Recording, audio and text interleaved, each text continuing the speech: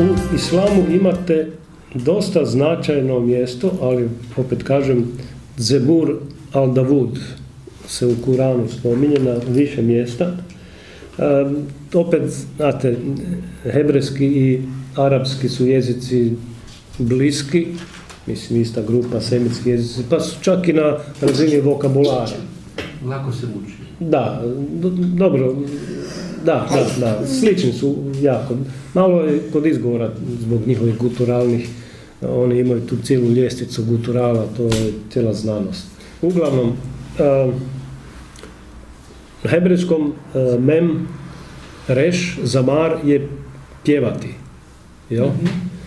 To je zamar, a ovdje je zabar, zebur, zamar, ista priča. Dakle, Zebur al-Davud bi zapravo bile Davidove pjesme, recimo tako. Doslovno se prevodi.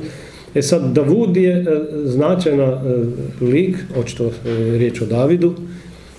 Evo, imate sura 4, sura 17, 21, 34, neke od njih. Ima toga još u Kuranu. Tako da, pogledajte sad suru 21, tu gore. Mi smo u Zeburu, poslije Tevrat je Tora, dakle zakon, mi smo u Zeburu poslije Tevrata napisali da će zemlju moji čestiti robovi naslijediti, što asocira na Psalam 31, da će siromašni naslijediti zemlju. Jel? Ali tu mi smo Davudu našu milost ukazali, i sad tu dođe kao neka vrsta psalmodijskog hvalospjeva, o brda, ponavljajte zajedno s njim hvalo i ptice, tako dalje. A na jednom mjestu značajno kaže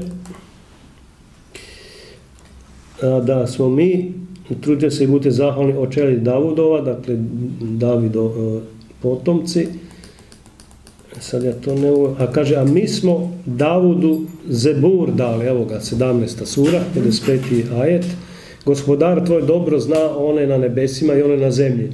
Mi smo jedne vjerovjesnike na drugima odlikovali, a Davudu smo Zebur dali. Dakle, Davidu smo dali psaltir.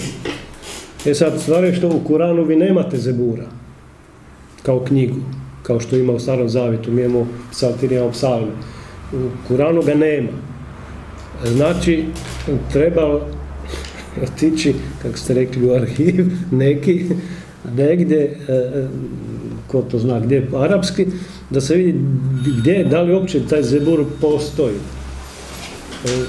Da li i koga je napisao, da li kako se zove, Muhamed ili prije njega u povijesti arapske poezije.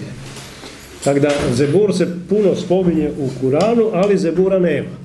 I sad je pitanje gdje je.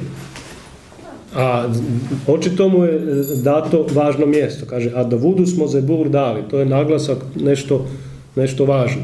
Jel? Ali očito je vrlo važna knjiga, pod navodnicima, Zebur.